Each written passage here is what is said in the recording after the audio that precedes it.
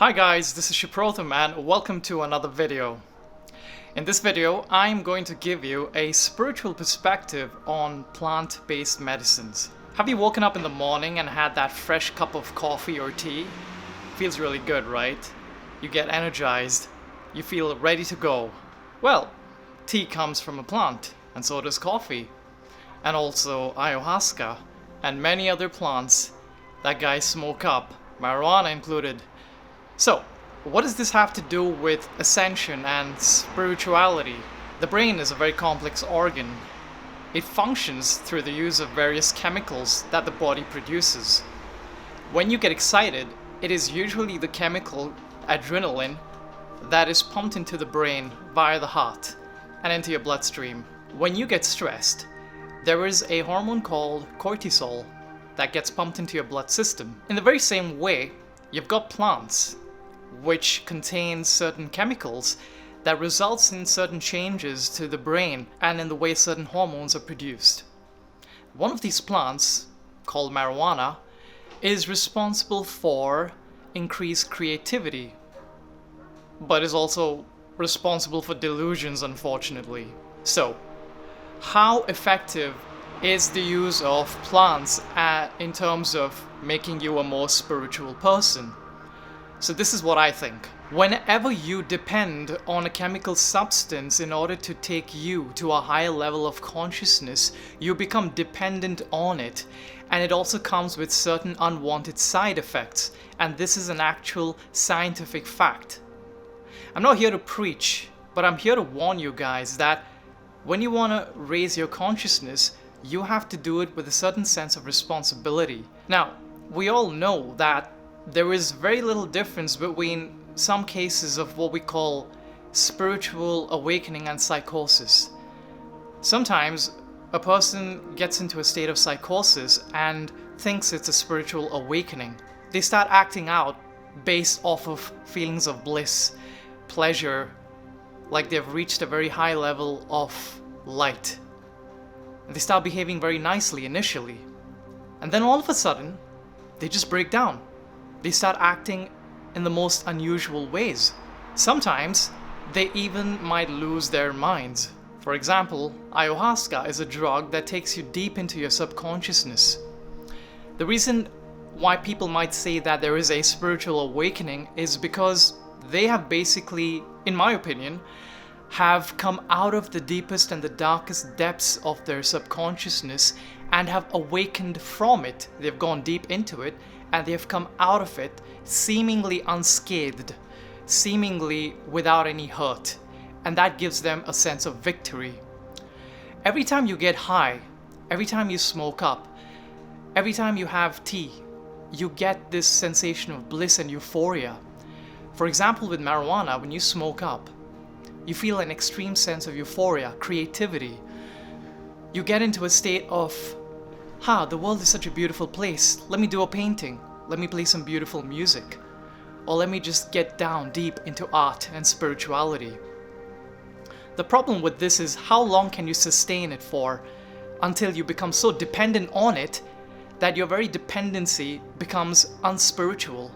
When you take marijuana, for example, you start feeling like life is not worth living anymore without this drug. I need this drug to feel more spiritual, to feel that sense of bliss. And even if you're not a spiritual person, you will consume that drug just to feel good. And we all know about this with regards to drugs. But when you do spiritual practices, when you put in hard efforts and you create a process where those chemicals are produced naturally within your body and within reasonable limits, just as how Mother Nature had designed so in the first place, then you grow spiritually in a very healthy way.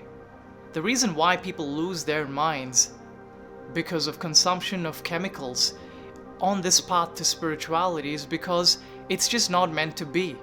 Mother Nature has not designed the gradual evolution of the human species into a higher conscious species through the use of chemicals. When we talk about Naga Babas and yogis smoking a pot, it is only a ritual. It is because they want to get blissed out. It is because after the intense practices of their yoga, they want to probably chill out. They also want to give or pay reverence to their god Shiv. But this should not be confused with the other idea of smoking pot and taking drugs to directly reach enlightenment. If you're living in the city, and I've given this example to many people before in my own personal life, when you're living in the city, and just like in my country, where Shiv, the god who smokes marijuana, is worshipped, a lot of college kids, they get into this very unhealthy obsession. They start smoking a pot and they think they've gone into the Shiv zone, Naga Baba wannabe sort of zone. And unfortunately, they start losing their minds. They feel good about it, but they start losing their minds because they want to reach that place where Naga Babas have taken years and years of hardcore practice to reach. They want to reach it in a matter of 2 months and 3 months. They get their first experience of that smoke and they think they are approaching enlightenment. It's just almost there. Be careful. That's just not the case. In a shamanic Germany, even when you have the medicine man in the village, that person has been trained from a very young age to pursue that journey of being a medicine man.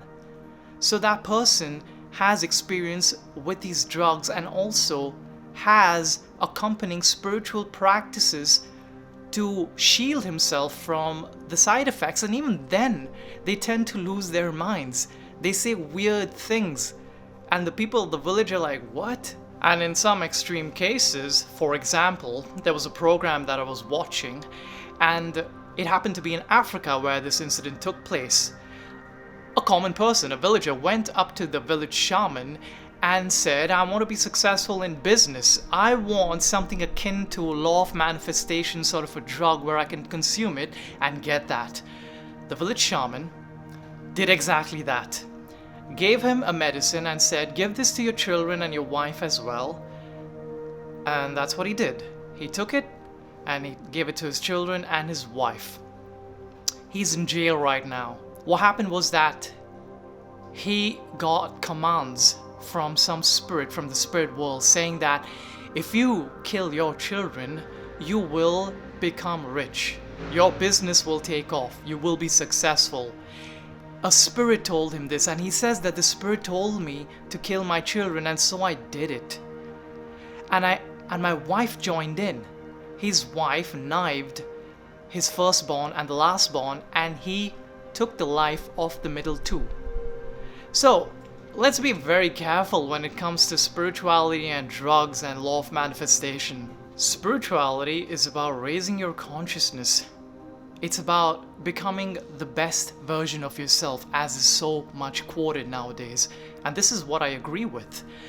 When you want to take up spirituality and develop psychic gifts and abilities, you can do so. But the thing is, it's not guaranteed whether you're going to evolve as a spiritual person or just get stuck in this intermediate zone where you're controlled by these so-called spirits and by your own vivaciousness of imagination, which could be anything but the truth.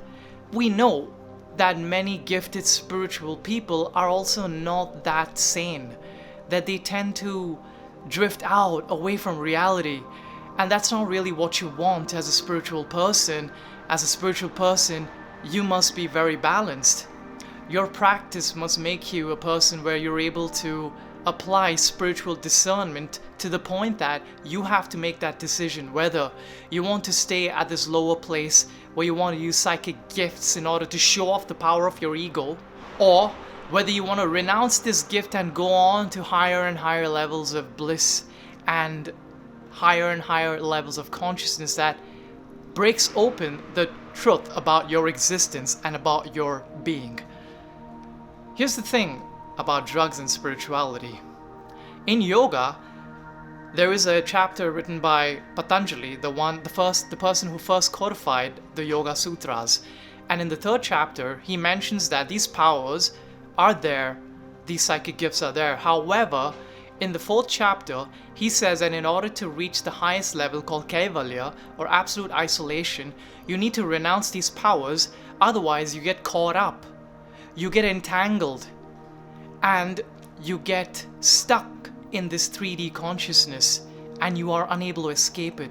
And sometimes it becomes a hellish experience because you don't know how to get out of this vicious net of psychic abilities. I did this, and so I'm facing the consequence of that. I can read the future, but I don't want to because it's too much information. I'm not able to talk to people normally because I'm so open to everything around.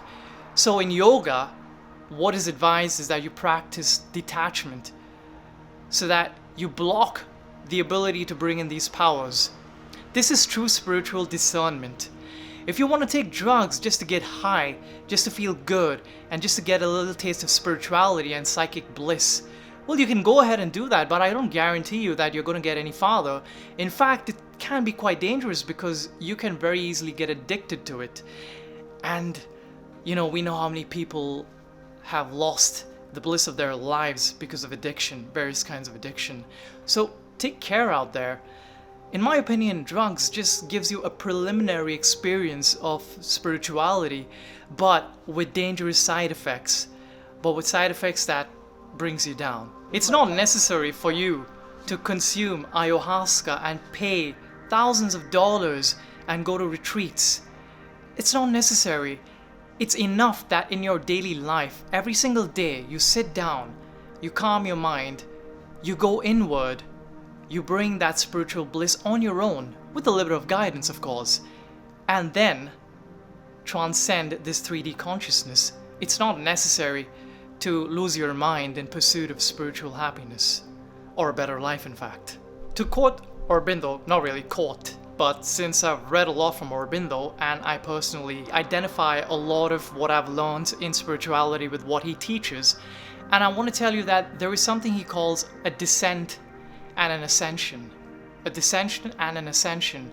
So initially you ascend, and when you ascend, you join with that higher consciousness and you bring the power of divinity down, and bringing that down is the risky part, because if this body, if this altar is not well prepared, and if in this intermediate zone, because of drugs, consumption of drugs and various other things, it's knackered, it's out of order, and that force comes down, and that force goes in over here, chances are that it could be blocked, or worse still, is that force encounters certain types of energies which we might commonly call spirits, or even demons, and that makes things very complicated. So, it's not necessary really to take drugs in order to get to that high level of consciousness. In fact, going up and bringing that power down is one of the most fulfilling methods of transcending the 3D consciousness and bringing down that divinity. But why do you want to get stuck over here? Because of drugs. So, in order to conclude this video, I'm just going to tell you that take care and be safe, and no matter how much of hard work you need to put in your spiritual practice, it's always in the long run more worth the effort than a short stint with insanity. And that's it for me from this video. Please do subscribe to this channel, like this video, and I will join you in the next one. Bye bye.